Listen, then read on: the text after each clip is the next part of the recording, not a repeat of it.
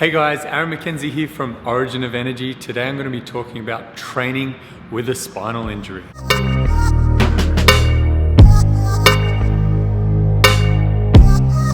Now, a lot of people have spinal injuries. A lot of people suffer from spinal pain. Lower back and neck are the most common areas for this dysfunction. And most people, I would say, over the age of 35 have something going on in their body. Now, they either know that they do or they are unaware of it until they start training, until they start pushing their body physically. And then that time bomb goes off. So it's very important to get a feel for your body, warm up properly, and if you do have a problem, to work with it and always make that your priority in the session. So the way I train now is that every session is dictated by my injury, so how that feels on the day and how stable I can make that compared to the rest of my body. So I don't go into full fatigue of the bigger extremity muscles. I work to the limit of my weak link and I work hard to stabilize that, and that's my primary focus, and then everything else is secondary. Now, if you take that approach, you can heal your body, and I've managed the last 20 years of my conditioning with a significant spinal pathology and still being able to perform and do some pretty amazing stuff with my body. And everyone can do that. It's just a matter of taking the time to rebuild that area, stabilize it, get the muscles very strong that support that area, and then work with it.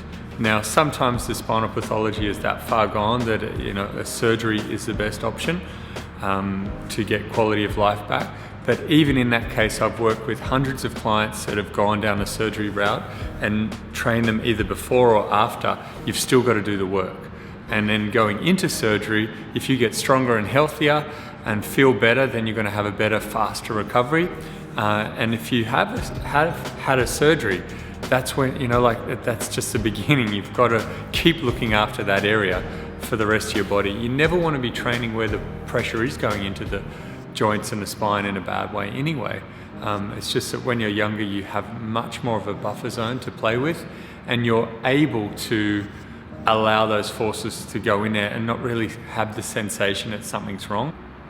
Another really important point is that if you train clients consistently over time, you'll realize that people get these kind of nagging tension problems around areas in their body. And you can go and release those, pay someone to do manual therapy, osteo, physio, chiro, massage therapists, and you can do all the release work. But you've got to get back to what's driving it. So if you have an area of your body that just keeps getting tight, like your hip flexors keep getting tight, hamstrings keep getting tight, QLs, the muscles on the side of your spine, keep getting tight. There's deep scalene muscles in your neck keep getting tight. Sternocleidomastoid, the muscle from here down, keeps getting tight. Traps keep getting tight. Now, what's driving that? And most of the time, there's an instability that's there. So if you have something that keeps coming up, then it is worthwhile getting a scan, getting an MRI, and getting proper diagnostics on it. Because if you you can get yourself out of pain by seeing someone or releasing it, but if that's a recurrent thing, and then over time, every time that pain kind of goes away and you feel better, you just push it harder again, you can end up digging a bigger hole. And I've dug a slow hole, very slow, over 20 years, and now it's at a point where my neck is less strong than what it was and has even less tolerance. But I can still train, like you'll see today. I can still do all really cool movements and really condition my body. It's much less than what I've done before, but if I focus and do it well, I can still enjoy all of it. My situation is that I have a business that I love, I have work that I love, commitments, financial and family and all of those things, work commitments. And for me to get surgery, I've got to time it right. I've actually got to rebuild my business in a way that I have staff, because I've been running solo for quite a while, so I have to train up an apprentice to be able to take a couple of weeks off with the surgery and do that. So it's a bit of a juggling act to get there, and that's just life. Everyone has their challenges, but in the meantime, I'm pumped to train, I'm pumped to enjoy my life, and I'm just kind of looking at all the little triggers and just making sure I minimize those. So if I'm working at the computer, I'm sitting good posture, I'm tractioning my neck through the day, I'm doing my release work every day, I warm up properly, and I really pay attention in my warm up doing easy stuff to make sure that I'm ready for the session. And anybody can do that, even if you do have a significant injury. And some days it's just like it doesn't feel good. So you work around it. You do different things that you know feel good that'll make it feel better. And 99% of the time, if you can get some movement in and not aggravate the underlying condition, you're going to feel better. You're going to enjoy the rest of your day, and it will help you have a better outlook on life and stay positive. If you keep challenging yourself too hard and it's like banging your head against a wall, everything can become very negative, and you'll find that all the little things that weren't so stressful start to really irritate you, and your fuse gets shorter, and you end up getting short with everyone, and it just feels like the world's against you. So do yourself a favor, back off, look after yourself, and stop being overly attached to those big goals in a way that's dysfunctional. And what I mean is you still have those goals. I've still got big dreams and physical goals and things that I want to get. I've been able to do one-arm pull-ups in the past, and I want to get back to that and be able to have that strength in my neck to handle that force that's shearing across. I want to develop one-arm handstands, and I know that for me the skill part of it I'm pretty good, but it's just that instability. As soon as I put too much pressure on one arm, then I feel an instability in my neck. And I love all the acrobatics, the dynamic stuff. I'll never go back to doing it really full on, but just doing basic soft acrobatics where you've got one limb on the ground, and then also just doing really light stuff and training with mats and whatever. I want to be able to do that and enjoy it and have fun doing it. And I've still got those goals and aspirations to do that till my last day, to keep moving. But in saying that, I've got to be realistic. I say, this is where I'm at right now. And I take ownership of what's happening in my body and how I can work with this moment and what can I get out of this day and this moment, and not be overly attached to the future. It's just always comparing yourself, people scrolling through Instagram and looking at what other people can do and looking at, the best part of their lives, and always comparing, whether it's financial, relationships, that whole money, sex, power, just comparing someone's financial position, their sexual status and their attractiveness, or their sense of power and control in their life, and comparing yourself to that all the time is, it's gonna hurt, and it's not real. You have to get real with yourself and feel, where am I at right now, and what am I willing to work with to make my life better, and what are the action steps I can take today that are actually gonna move me in the right direction. If you set your injury off, I know if I set my neck off, it's 2 to 3 days of pain and dysfunction. And, I've realized, like, for the last 3 years, I've pushed things, and I haven't set my neck off in a really bad way where I've just, floored. I can turn it around very quick, but it's draining. It's so draining. You're like always putting energy into thinking about how you're going to do everything because there's some dysfunction there. So if you just take it back a step, you still want to be conscious of everything, but when you don't have the pain, you're not doing robot turns, or you're not limping around, or just overly cautious, you've got more free energy to put into your goals, dreams, aspirations, and look at a way of doing things from a different perspective. So rather than just going straight at it, it's not the route that most of us can take. In all areas of our life, you've got to be flexible. You've got to be able to see that there's other things that you can work on right now that are going to be much better for achieving those dreams and achieving those goals, rather than just going straight at it and hurting yourself and banging that head against the wall. So I hope that helps and makes sense.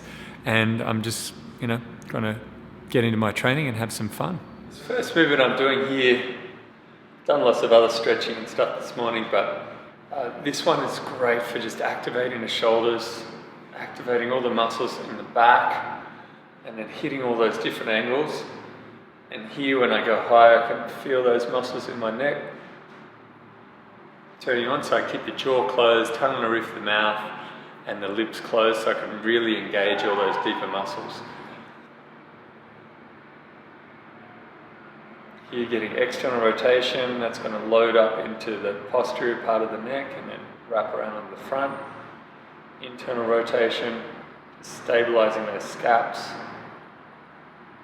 So those are all really effective for just priming it and getting a sense of, well, what's going on today, how much can I tolerate and work with. Here, doing the reverse. This is more anterior core.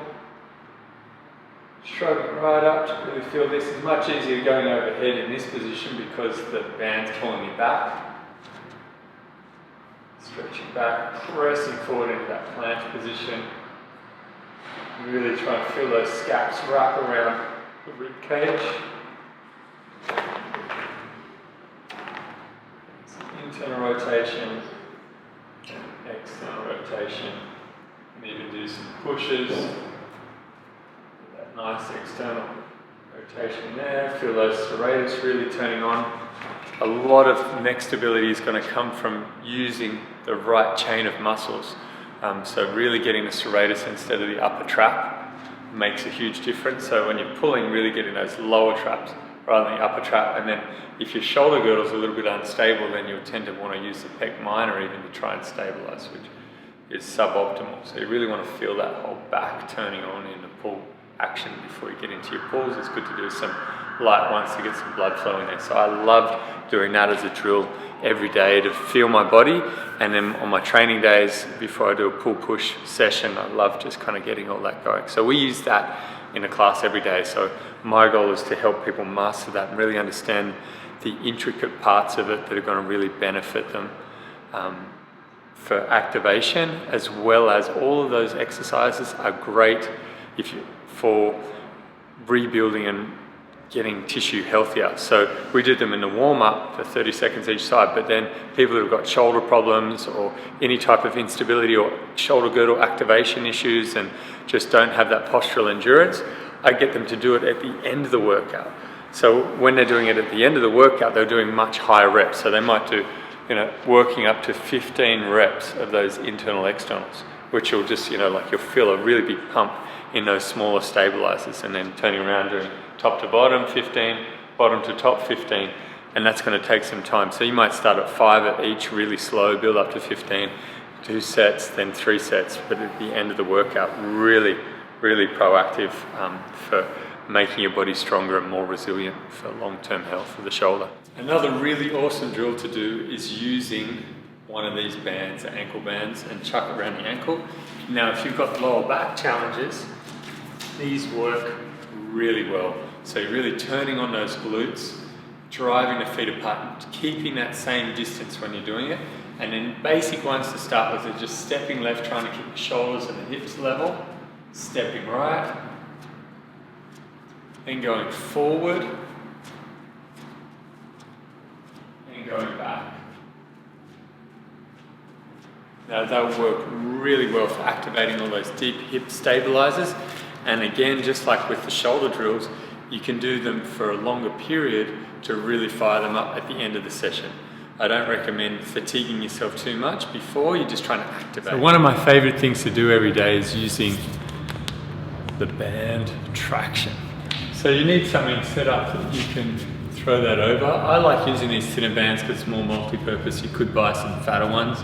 But the key thing is that you separate the bands so that way it's wider and it's not going to strangulate you from the back, the nerves at the back or the blood vessels. So here I just gently ease down into it. Now if you're starting with this, do not go hard on it, just take your time, breathe, relax, and just enjoy that gentle sense of your spine being traction and relax into it. Now I've got disc degeneration and I've got less disc height. So doing this, it just takes all the pressure out. So where I have less space for the nerve root exits, it just decompresses that. So it, like any pressure that is there just takes it away. So it's awesome. I mean, it's great. That's why I know the surgery will work well for me, because this sensation of having more disc height just feels awesome. So I've got this as a tool that I'll do throughout the day and just create a bit of space and stretch out those muscles and ease into it.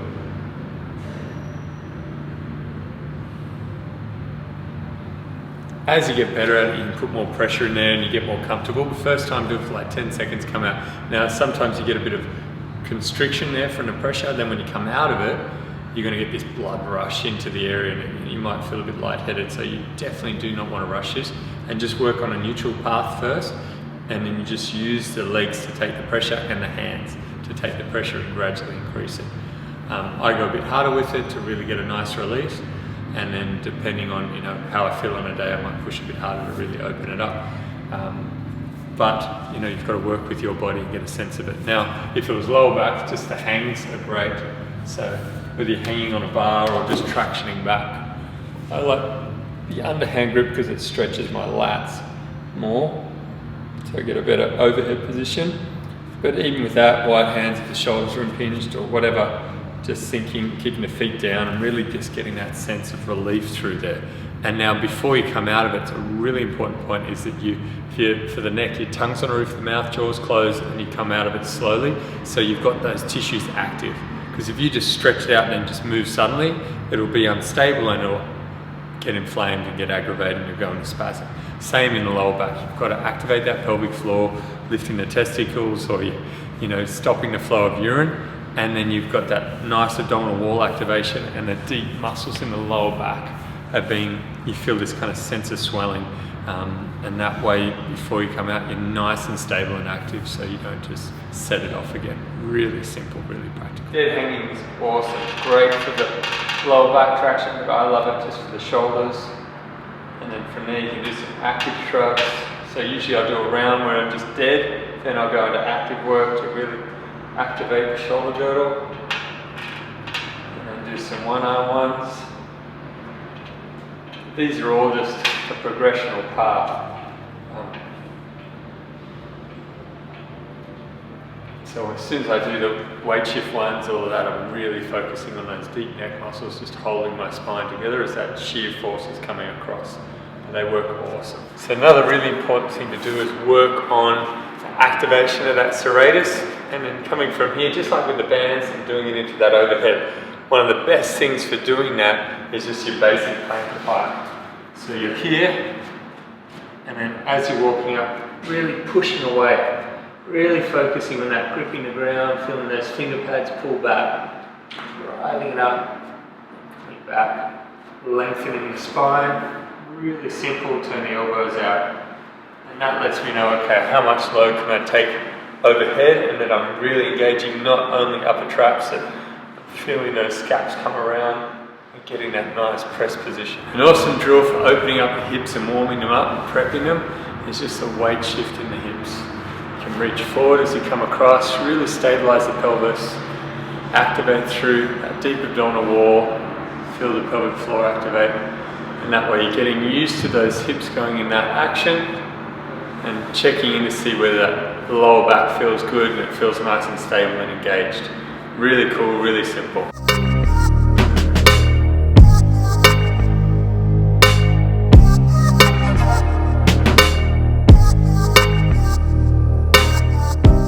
Now the first real movement pattern that I'm doing after my warm-up is a lunge pull.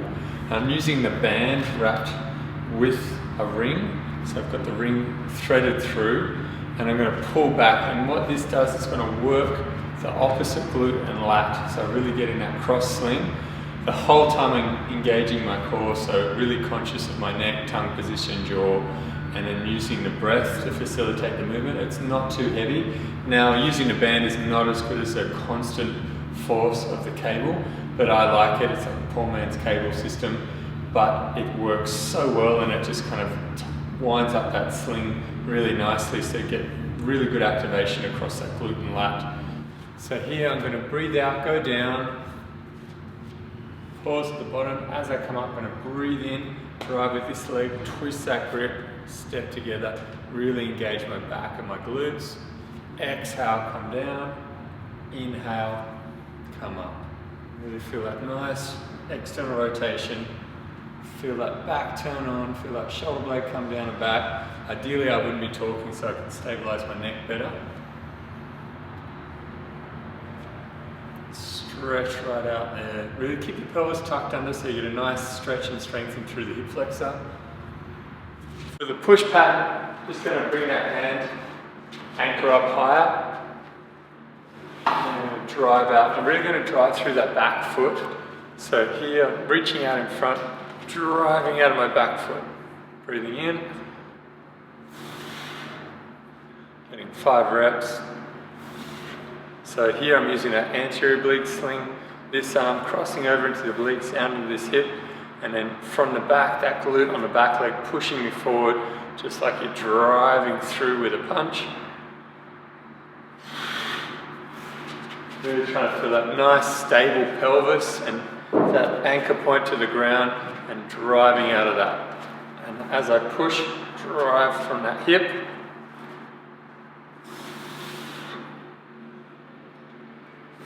And you want to feel that wave of stability, and wave of strength expression from the legs, the foundation, from the floor, into the legs, into the hips, into the core, into the trunk, and out into the arm with a nice stable base.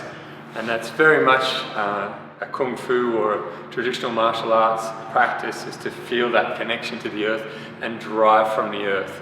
So it's a really good pattern to develop. It's very natural for the body, and it's something that if you can integrate that into your training each week, it'll just keep your body very well coordinated to express force through the arms from the ground. So this particular workout, I'm going to hit 4 rounds, nice and smooth, really get a nice squeeze in all the tissues, so I really feel that nice pump through the body and nice activation. It's not so heavy, but it's a good drill to do to just feel balance in the body, and it's still conditioning the tissues. So my next workout, I'm just going to work the horizontal ring pull, just to really get that nice back activation, strengthen the arms.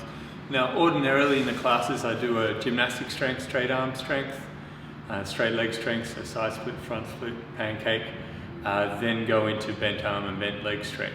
But for me, to save time, I do 2 bent arm strength, especially on the horizontal pull push, because I'm doing those band pull lunges with the band pull push.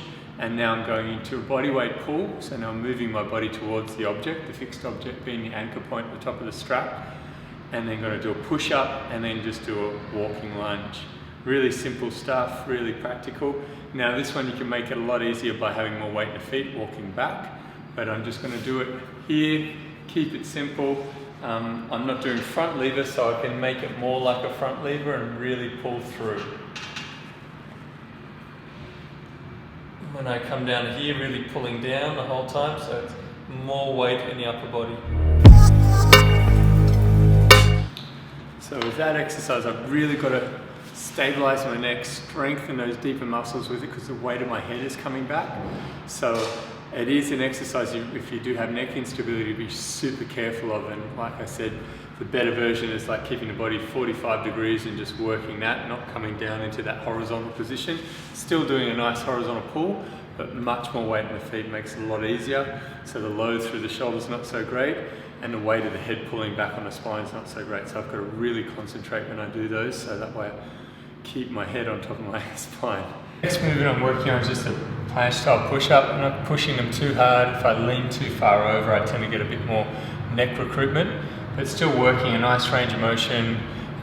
If you're starting out with this, obviously knees, then going to the toes, and then going into more of a planche style. But the key thing is always trying to finish with that nice planche position there.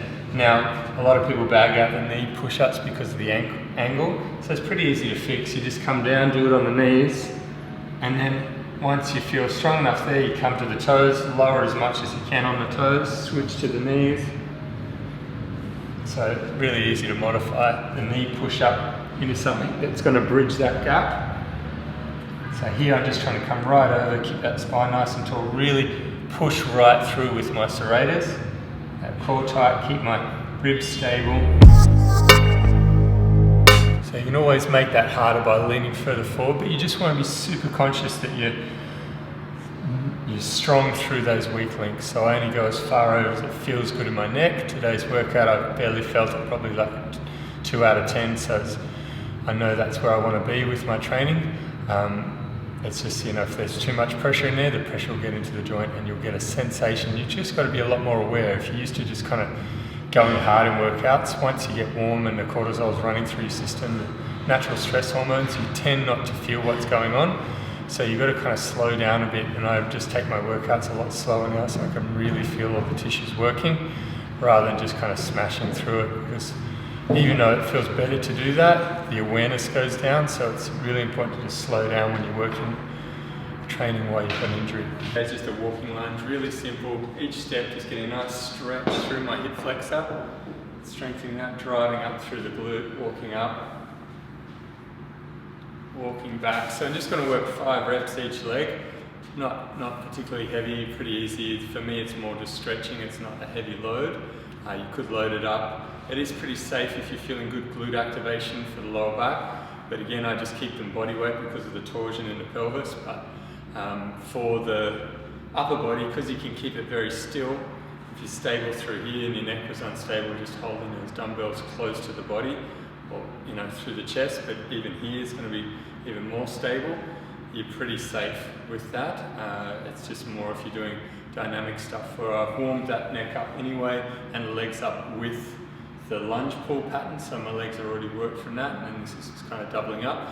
But it is important to use that full range. A nice long lunge is always going to be better, so you stretch and strengthen that hip flexor, which makes front splits so much easier. If you do short lunges, bend forward in the lunge, yeah, you'll get a better load drive through the front leg.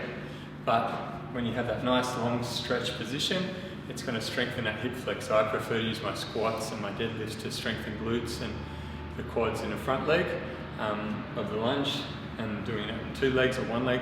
But if I'm trying to strengthen my hip flexor and improve on that, I'll go a lot longer, a lot deeper. So my core stability work today is pretty unconventional. It's not something I'd recommend for most people if you've got any type of spinal instability. I do the core every day and do different core work every day, all day. So this is a bit more dynamic. It's using a swinging movement, crawling movement, quad and hamstring work. So pretty simple, 3 rounds of that, 6 minutes. Ideally just do minute front back or minute side side, which I do on the other days. It's just a Friday workout that we do in here. It's like this, so it's cool for me to keep doing these different core movements, to feel those dynamic movements and integrate that stability with it, and it's a bit of fun too. So guys, I hope you enjoyed that. Really simple training. Just make sure you stay positive and work with whatever you walk in the gym with on the day, or if you're training at home, before you train, do that nice warm up, prep your body, get a sense of what's going on, and work with your body.